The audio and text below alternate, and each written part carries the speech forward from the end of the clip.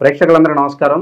ఈరోజు మన స్టూడియోలో ప్రముఖ ఆధ్యాత్మికవేత్త ఆస్ట్రాలజర్ జయేష్ శర్మ గారు మనతో ఉన్నారు. గురుగారితో మాట్లాడేద్దాం. నమస్కారం గురుగారు. నమస్కారం. గురుగారు, మే నెలలో కర్కాటక రాశి వాళ్ళ పరిస్థితి ఎలా ఉండబోతుంది? చాలా వరకు గురుగ్రహంతో పాటు చాలా గ్రహాలు మార్పు జరుగుతుంది ఈ నెల. సో మరి మే నెలలో ఓవరాల్గా వీళ్ళకి ఎలా ఉండబోతుంది గురుగారు? శ్రీ గురుభ్యో నమ. శ్రీ మహాగణాధిపతి నమ. శ్రీ మహాసరస్వత్య నమ. హరి ఓం శ్రీమాత్రే నమ. కర్కాటక రాశి మే యొక్క రాశి ఫలితాలు మే నెల.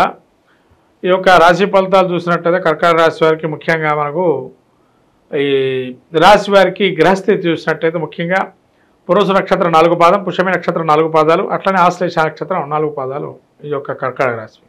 ఈ కర్కాటక రాశికి జన్మంలో కుజుడు సంచారం, ద్వితీయంలో కేతువు, అట్లనే అష్టమంలో రాహువు, 9లో శని శుక్రులు, 10లో బుధుడు, తదుపరి 11వ స్థానంలో సంచారం, గురువు 11 నుంచి 12వ స్థానం సంచారం. ఈ విధంగా గ్రహ సంచారం జరుగుతుంది. ఈ యొక్క గ్రహస్థితి చూసినట్టయితే కర్కాటక రాశి వారికి ముఖ్యంగా జన్మంలో కుజుడు సంచారం చేయటం వల్ల మీరు మంచిగా మాట్లాడిన అతిథులాగా గోచరిస్తుంది. అది ఇక్కడ మాట్లాడటంతోనే ప్రారంభమవుతుంది.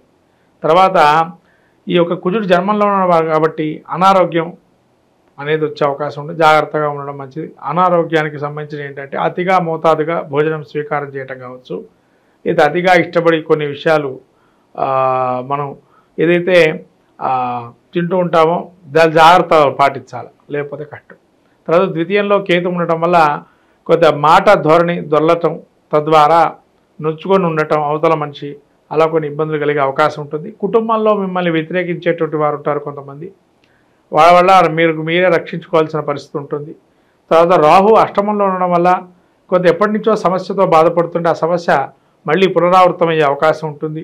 తర్వాత 9లో శని ఉండటం వల్ల స్థిరాస్తి లాభాలు, స్థిరాస్తి కొనుగోలు, లేకపోతే ఏదైనా పూర్వీకుల ఆస్తులు కానీ కలిసి రావటం కానీ జరిగే అవకాశం ఉంటుంది. శుక్రుడు కూడా వీళ్ళకి 9వ స్థానం సంచారం చేస్తున్నాడు కాబట్టి ఈ యొక్క శుక్ర సంచారం కూడా యోగదాయకంగా ఉంటుంది. ముఖ్యంగా చెప్పాలంటే 10వ స్థానంలో సంచారం ఎప్పుడైతే శుక్రుడు చేస్తాడో వీళ్ళకి డబ్బులు కానీ ప్రమోషన్స్ కానీ అవన్నీ వచ్చే అవకాశం ఉంటుంది. బుధుడు కూడా 10లో ఉన్నాడు ప్రస్తుతం. కొందరు 10లో బుధుడు ఉండటం వల్ల నైపుణ్యత పెరగటం, స్కిల్ డెవలప్మెంట్గా ఎక్కువగా ఉండటం, తద్వారా వీళ్ళని ఒక మంచి స్థితిలో తీసుకెళ్దామని ఒక ఉద్యోగస్తులు కానీ లేదా పై అధికారులు ఉండటం, లేదా వృత్తిలో కూడా వీళ్ళకు మార్పులు చేసుకుందామని వీళ్ళకు మనసులో ఆలోచన రావటం జరుగుతుంది. తర్వాత గురువు వీళ్ళకి 12లో ఉండడం వల్ల శుభకార్యాచరణకి ముందు చూపు చూస్తారు. అట్లా ఏదైనా గృహారంభ గృహప్రవేశాలు కానీ శుభకార్యక్రమం చేయడానికి అవకాశం ఉంటుంది. అలానే ఏది ఎట్లున్నా కూడా ఈ కుజుడు జన్మంలో ఉండటం వల్ల రక్తహీనత కానీ, లేదా హృద్రోగం కానీ, లేదా ఈ యొక్క వీరికి లంగ్స్కి సంబంధించిన వ్యవహారాలతో జాగ్రత్తగా ఉండడం మంచిది కర్కాటక రాశి వారు. మిగతా ఆరోగ్యరీత్యా తప్ప మిగతా అన్ని విషయాలు యోగదాయకంగానే ఉన్నాయి. ఒక్క ఆరోగ్యం సహజంగా బాగుండదు. ఆరోగ్యం చూసుకోవటం మంచిది. కర్కాటక రాశి వారు ఎలా ఉంటారంటే ఏది ఇచ్చినా ఏది చేసినా మిమ్మల్ని పొగిడారనుకోండి, ఇక మీరంతటో లేరన్నారనుకోండి, ఖచ్చితంగా అన్నీ చేసేస్తారు. అది కర్కాటక రాశి వారికి ఉన్న గుణం. ఆ బోడా గుణం అనేది కర్కాటక రాశి వారికే ఉంటుంది. తర్వాత కర్కాటక రాశి వారు ఏంటంటే ఎక్కడ ఎంతమంది కలుపుకోయే తత్వమే తప్ప విమర్శించటం కానీ పక్కన పెట్టడం కానీ ఆలోచన చేయరు. ఒకవేళ పక్కన పెట్టినా తాత్కాలికమే, అది పర్మనెంట్ అయితే కాదు. అది కర్కాటక రాశి యొక్క గుణగణాలు. కర్కాటక రాశి వారికి ఏ విధంగా ఉంటుందయ్యా ఇంకా అంటే వీళ్ళు ఏదైనా ఒక నదీ ప్రవాహం వెళుతూ ఉంటే ఎన్ని ఆటంకాలు అడ్డుకట్టలు వస్తున్నా, అనేక చెట్లు చేమలు కొండలు వాగులు వంకలు దాటుకున్నా కూడా అంతిమ లక్ష్యం సముద్రంలో మునగటం పవిత్రంగా. కాబట్టి ఎవరు ఏమన్నా మీరు పవిత్రంగా ఉండటం అనేది కనబడుతుంది. మీరు పవిత్రంగా ఉన్నారు అని అంటే అంతకన్నా ఇంకా వేరేది లేదు. కాబట్టి మీరు first be own yourself. మీరు ఉన్నారు అంటే ఇంకంతే. దేవుడు చెప్పింది ఒకటే, ఆత్మజ్ఞానమే మించింది లేదని. కానీ ఆత్మజ్ఞానమై దాన్ని తెలుసుకున్నట్లయితే దానికి మించింది ఇంకోటి లేదు. ఆత్మజ్ఞానాన్ని పొందుతారు, తద్వారా మీరు ఏంటని అవగతం చేసుకుంటారు రాబోయే కాలంలో. వైవాహిక జీవితం అలా ఉండిపోతుంది గురుగారు. వైవాహిక జీవితం కొన్ని ఇబ్బందులు వచ్చినా కూడా సమసిపోయే పరిష్కారం ఉంటుంది. గురువు 12లో ఉండడం కాబట్టి. ఎందుకంటే ఎన్ని సమస్యలు ఉన్నా ఏదో చిన్న సమస్య, ఇది పెద్దదేమో మన మీద వచ్చి తలభారం పడినట్టుగా లేదు, కాదు వదిలేస్తారు ఎంబటే. పెండింగ్లో ఉన్న పనులన్నీ కూడా పూర్తయ్యే అవకాశం ఎంతవరకు కనిపిస్తుంది గురుగారు? కొంత సుఖాంతం అవుతుంది. అంటే కష్టమో నష్టమో కొంత సుఖాంతం చేద్దామని ఆలోచనలోకి వస్తారు. ఇక విదేశీ ప్రయత్నాలు ఎంతవరకు సఫలీకృతం అవుతాయి అంటారు గురుగారు? విదేశీ ప్రయత్నాలు కొంత జాగ్రత్తగా ఉండడం మంచిది. ఎందుకంటే కొంత యోగదాయకంగా అయితే లేదు. కొన్ని నెలల తర్వాత ప్రయత్నం చేయటం మంచిది. ఇప్పటికైతే ఈ నెల అయితే పనికిరాదు. ఎలాంటి వ్యాపారాలు బాగా లాభదాయకం అంటారు వీళ్ళకి? వీళ్ళకి లాభదాయకం అంటే ముఖ్యంగా శని ఇచ్చేటువంటి ట్రాన్స్పోర్ట్ రంగం కానీ, రవాణా శాఖ కానీ, తర్వాత అట్లానే ఇంకో రంగాలు కావచ్చు. ఏంటంటే కుజుడు అగ్నితత్వమైనటువంటి పనులు కానీ వాటివి యోగదాయకంగా ఉంటుంది. ఇక రెమెడీస్ విషయానికి వస్తే ఎలాంటి రెమెడీస్ చేసుకుంటే బాగుంటుంది గురుగారు వీళ్ళు?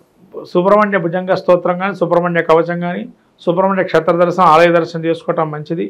అలాగే వీరు ఇంట్లో కూడా సుబ్రహ్మణ్య స్వామికి పూజ చేసుకోవటం, వ్రతం చేసుకోవటం, మంగళవారాలు ఉపవాసాలు ఉండటం, అలాగే క్షేత్ర దర్శనం చేయటం, మళ్ళీ రాహు కూడా వీళ్ళకి అష్టమస్థానంలో ఉన్న ఖడ్గమాల స్తోత్రపాలన చేసుకోవటం, దేవి భాగవత వినటం, శ్రీచక్రార్చన చేసుకోవటం, విజయవాడ క్షేత్రం లాంటి మహాక్షేత్రాలకు వెళ్ళి శ్రీచక్రార్చనలో పాల్గొనటం, తర్వాత ఏదైనా కళ్యాణోత్సవం, లీలా కళ్యాణ మహోత్సవాల్లో పాల్గొనటం వల్ల మంచి చేకూరే అవకాశం ఉంటుంది కర్కాటక రాశి వారికి. విశేషంగా ఏమైనా దానాలు చేసుకుంటే బాగుంటుందా గురుగారు? ముఖ్యంగా వీళ్ళు మినుములు దానం చేయటం మంచిది. మినుములు, కందులు ఈ 2 ధాన్యాలు దానం చేయటం చాలా మంచిది. మనకు ప్రతినిత్యము కూడా రాశి ఫలితాల్లో అంతర్భాగంగా ప్రతి ఒక్కరి జిజ్ఞాస ఏంటంటే ఈ నెల మనం ఏం చేసుకుంటే బాగుంటుంది, ఏ వ్యాపారం మొదలు పెడితే బాగుంటుందా, లేదా మనం ఏ విధంగా ఉంటే బాగుంటుంది, వాటి యొక్క గుణగణాల్లో ఏ విధంగా మనల్ని ఇబ్బంది పెడుతున్నారా, లేదా మనల్ని పొగిడే వాళ్ళు ఎంతమంది ఉన్నారు, లేదా ఈ విధంగా అనేక రకాలైన సమస్యలకి పరిష్కార మార్గమే రాశి ఫలితాలు. ఈ యొక్క రాశి ఫలితాలు కనుక ప్రతినిత్యము మనం పాటిస్తూ ఆ యొక్క స్తోత్రమాలికలు కానీ, ఆ యొక్క స్తోత్రమాలికలతో పాటు ఆ యొక్క దేవత అధిష్టాన దేవతల యజ్ఞ హోమాదులు కానీ వ్రతాదులు చేసుకోవటం వల్ల మంచి ఫలితాలు వస్తాయని మన పెద్దలు మహర్షులు చెప్పబడింది. అట్లాగే ఈ యొక్క రాశి ఫలితాలకు వచ్చినట్లయితే ప్రతి మాసం ముందు ఎట్లయితే ఫలితాలు చెప్పుకుంటున్నామో అలానే రాబోయేటువంటి మాసమైనటువంటి వైశాఖ మాసము, ఈ యొక్క మాసంలో దీన్ని మనం మే నెలలో ఈ యొక్క ఫలితాలు, రాశి ఫలితాలు ఏ విధంగా ఉంటున్నాయి, ముఖ్యంగా చెప్పుకోవాల్సిందంటే అతిపెద్దటువంటి మాసం, విష్ణుప్రీతికి అతిపెద్ద విష్ణుప్రీతి అయినటువంటి మాసము ఈ యొక్క వైశాఖ మాసం. మనకు పద్మపురాణము, బ్రహ్మాండ పురాణము, మత్స్య పురాణము ఇవన్నీ కూడా ఈ యొక్క అనేక విశేష అంశాలతో కూడుకున్నటువంటి వైశాఖ మాసం. దానికి వైశాఖ పురాణం కూడా ఉన్నది. అలానే దానాల్లోకెల్లా అన్నదానం గొప్పదని, పానీయాలు ఏదైతే అన్నపానాదులు మనం దానం చేస్తే కనుక గోదాన ఫలితం కలుగుతుందని చెప్పి, అలానే అనేక దానాల్లో కూడా ప్రత్యేకంగా పితృప్రీతిగా ఇచ్చేటువంటి దానాలు కానీ, అలానే ఈ యొక్క వైశాఖ మాసంలో సాక్షాత్తు విష్ణు స్వరూపంగా మనం బ్రాహ్మణ్ణి ఆరాధన చేసి ఆ విధంగా దాన ధర్మాది క్రతువులు చేసుకోవటం వల్ల సాక్షాత్తు మహావిష్ణువుని అనుగ్రహిస్తాడని, అందులోనూ అక్షయ తృతీయ అనేటువంటి రోజు, తర్వాత సింహాచలం అప్పన్న చందనోత్సవం, అలానే సత్యనారాయణ స్వామి యొక్క ఏకాదశి కళ్యాణము, అలాగే వైశాఖ పౌర్ణిమ, మనకు వాసవి కన్యకా పరమేశ్వరి జయంతి, అలానే వీరబ్రహ్మేంద్ర స్వామి వర్ధంతి, అలాంటి జయంతోత్సవాలు, అలానే గంగా అవతరణము, గంగా అవతరణం యొక్క భూప్రపంచం మీద ఎప్పుడైతే గంగా అవతరించిందో అటువంటి మహత్తరమైనటువంటి రోజు, అలానే మనకు ప్రతినిత్యం కూడా సంకష్టహర చతుర్థి, అలానే వైశాఖ మాసంలో అనేక దివ్యమైనటువంటి యోగాదులు ఇవన్నీ కూడా కూడుకున్నటువంటి మాసంగా వైశాఖ మాసం ఉంటుంది. ఈ వైశాఖ మాసంలో మీరు శంకర జయంతి, తర్వాత రామానుజుల జయంతి లాంటి ఉత్సవాలు కూడా అనేక చేస్తుంటారు. ఇదేంటంటే మనకు మన సనాతన ధర్మాన్ని ప్రబోధించేటువంటి గురువుల యొక్క ప్రత్యేకమైనటువంటి జయంతోత్సవాలు ఇలాంటివన్నీ కూడా జరుగుతున్న అత్యుత్తమైనటువంటి మాసం వైశాఖ మాసం.